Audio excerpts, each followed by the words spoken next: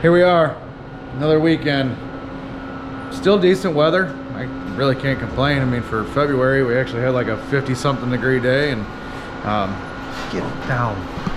Karma just wants attention. She likes YouTube as well. She sits back and watches all our videos and wants to get some attention. So if you like doggos, give her a like.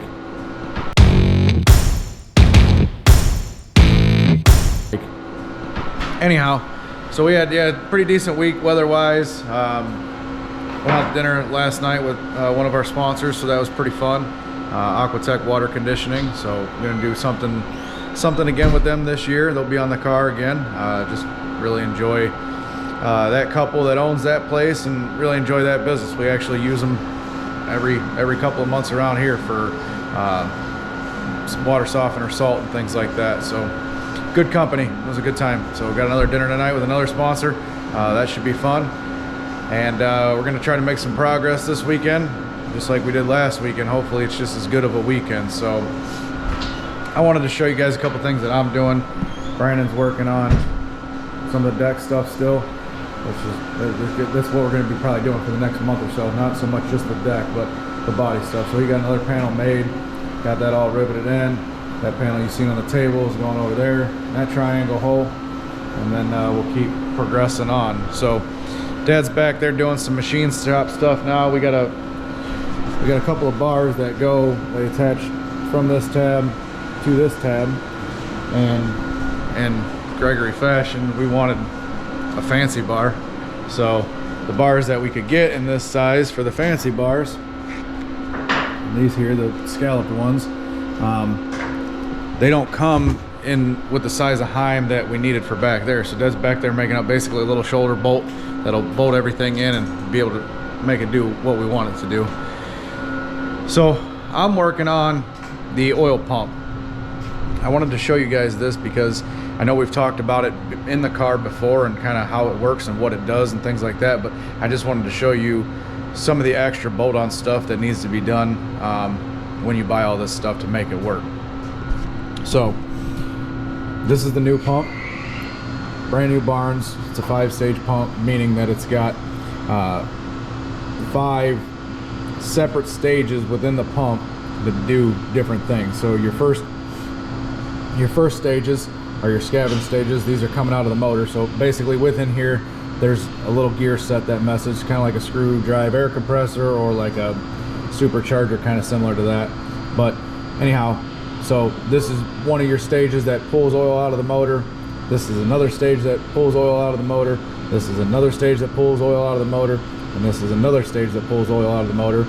And then this stage back here actually pulls your oil out of the tank and brings it back to the motor. All right, so brand new Barnes pump, just kind of putting it together. This is the old pump here, and what we had to do is these pumps come basically blank on the back like this. There's a little cover plate that goes back there that covers up where that bearing's at, and there's a little stud, they call it a spud, that screws into that shaft. What that allows us to do is run the fuel and power steering pump, which is this unit right here, off the back of that oil pump.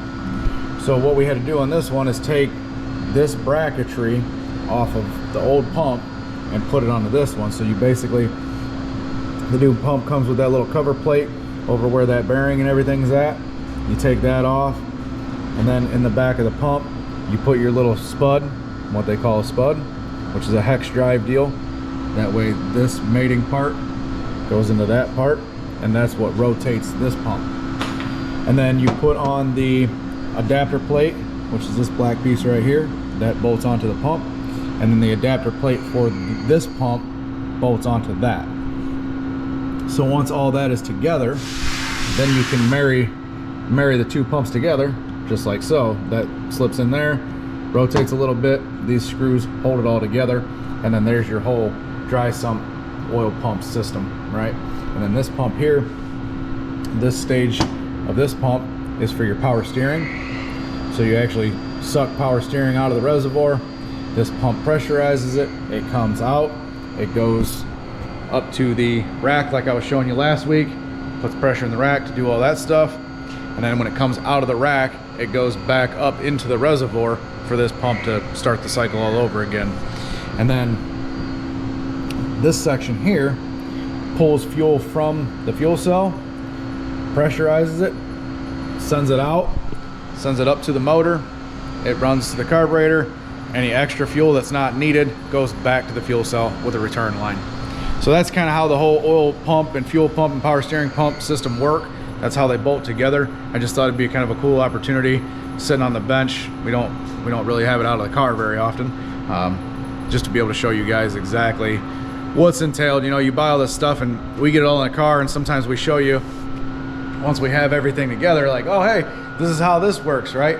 So it's kind of cool to be able to get to show you from scratch. You don't just buy this stuff and unbox it and bolt it on. Sometimes there's a little bit of extra prep work that you got to do to get it to the point where it's ready to bolt on. So I'll get that finished, buttoned up, get it bolted in the car, try to get my power steering lines ran today. All right, so I'm doing every racer's favorite thing, and most racers have like a wife or a mistress or a girlfriend that can do this, but it's just me and Brandon.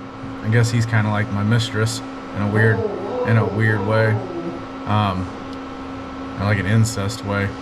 Anyhow, yeah, we're bleeding brakes. So all right, another day out in the shop, making some progress here.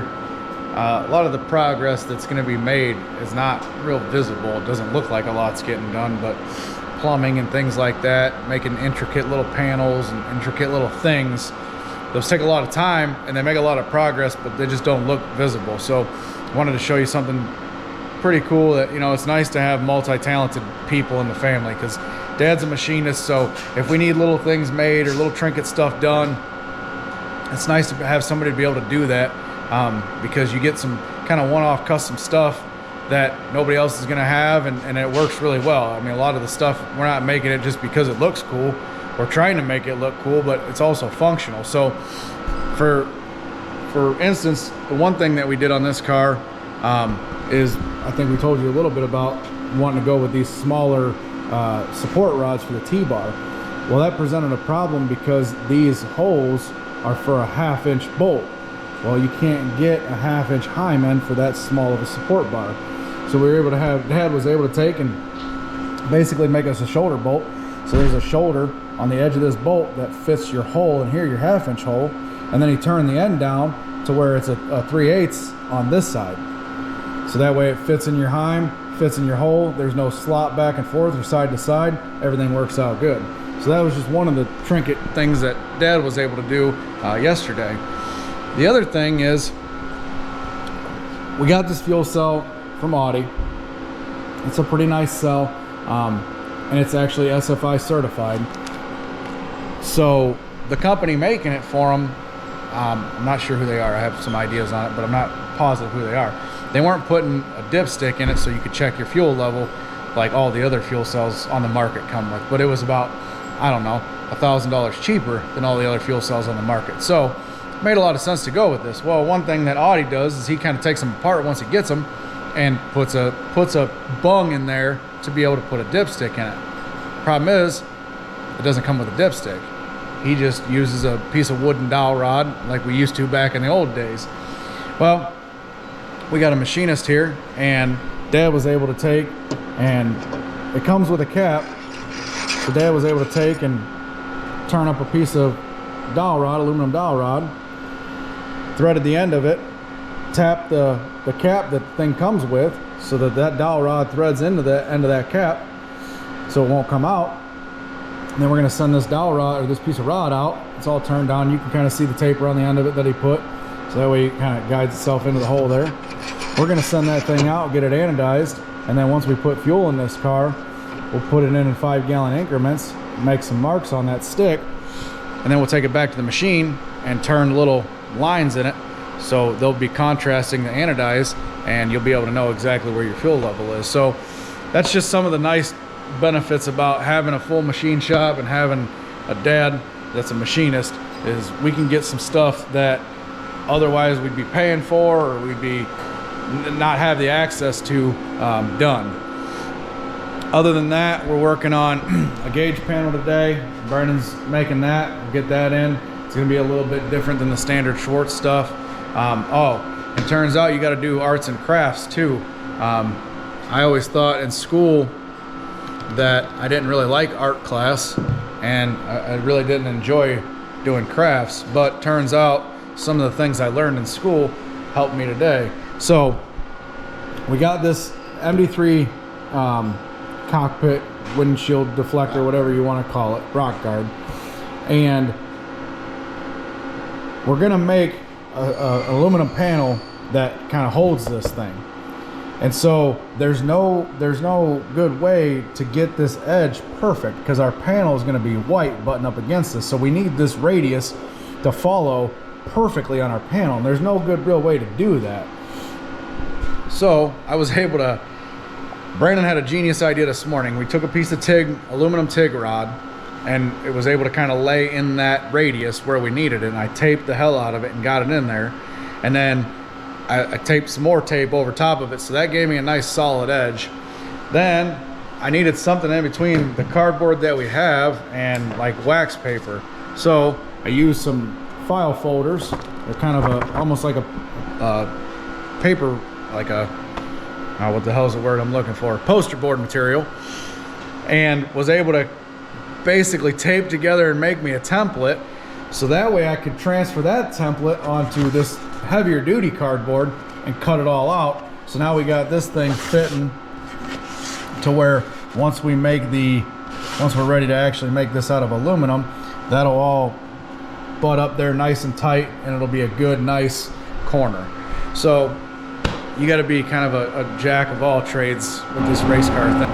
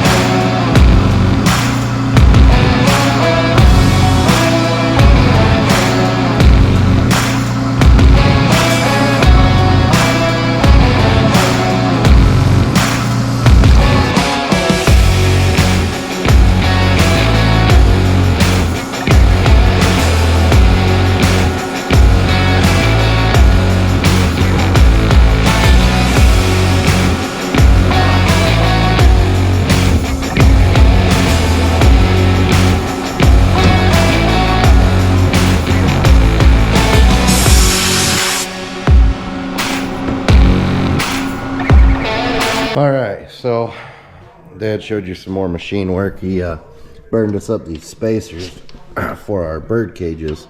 Normally there's a shock bracket there like up front, but you really never put your shock on the rear of the right side rear end.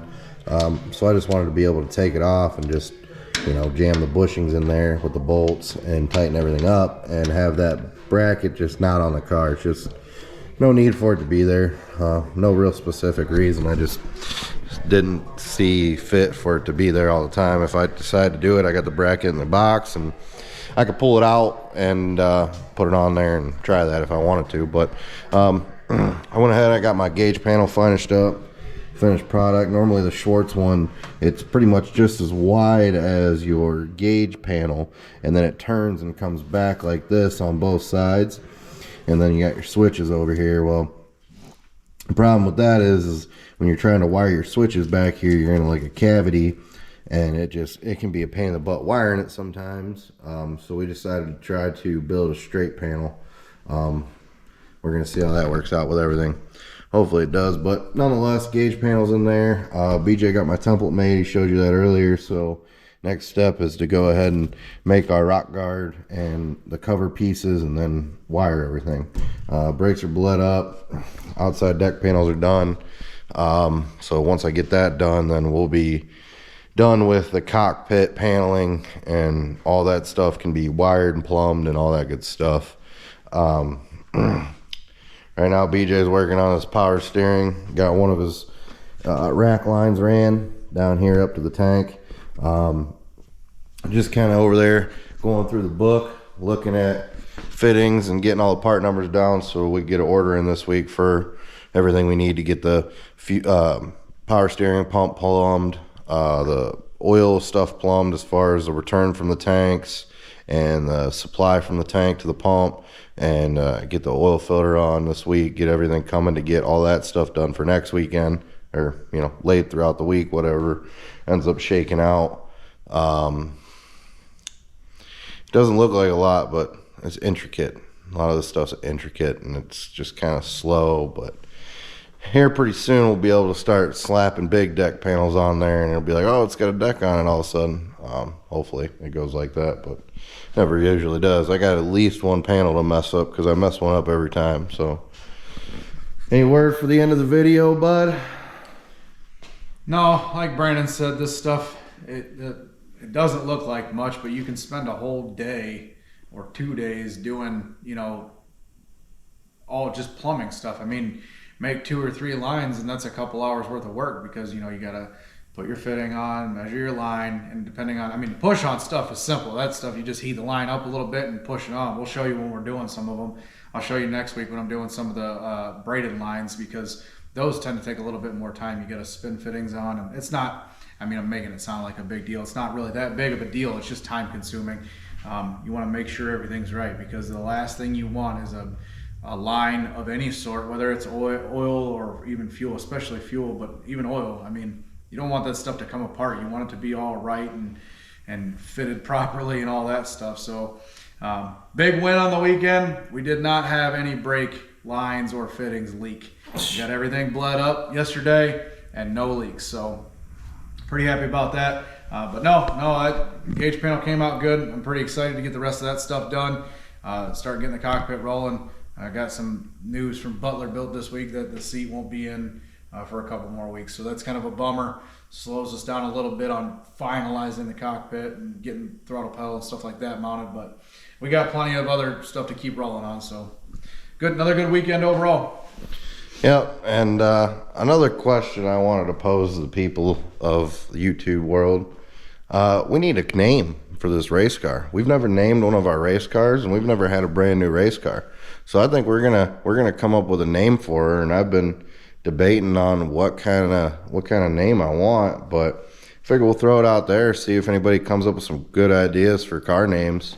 But I want to get a little baby sticker and get it on her back fuel cell bar here, and we'll have a name for her. So if anybody got a really good name idea for her, throw it in the comment section, and maybe we'll use it, maybe we won't, we'll see. But I wanted to throw that out there and see if anybody comes up with anything, because I'm kind of struggling myself. You ain't got no good name ideas, do you? No, Visa, MasterCard, American Express. Yeah. My entire, I don't know. Yeah. I don't know what you could name something that describes something that takes your soul other than Satan. We're going to call her Holly. Yeah. There you go. Yeah. I don't know. Yeah, maybe the old YouTube machine will come up with something good. But yeah, that's a wrap. We're going to go in and have some Sunday night dinner, and maybe turn on the Super Bowl. I really don't care who wins that one. It doesn't have any of my interest, but something to watch, I suppose, for the night. But you guys have a good weekend, and I see a lot of the comments. I know we don't always comment back, but I usually like them to let you guys know that I've seen them, and I appreciate everybody that comments, the positive comments. I think for what are we doing this like a year now, I think I maybe had 2 negative comments over a year, and I just want to let everybody know I appreciate the positive comments and the help and things like that you want to put on there. So keep commenting away. Don't forget to like it and share and subscribe. You guys have a good one.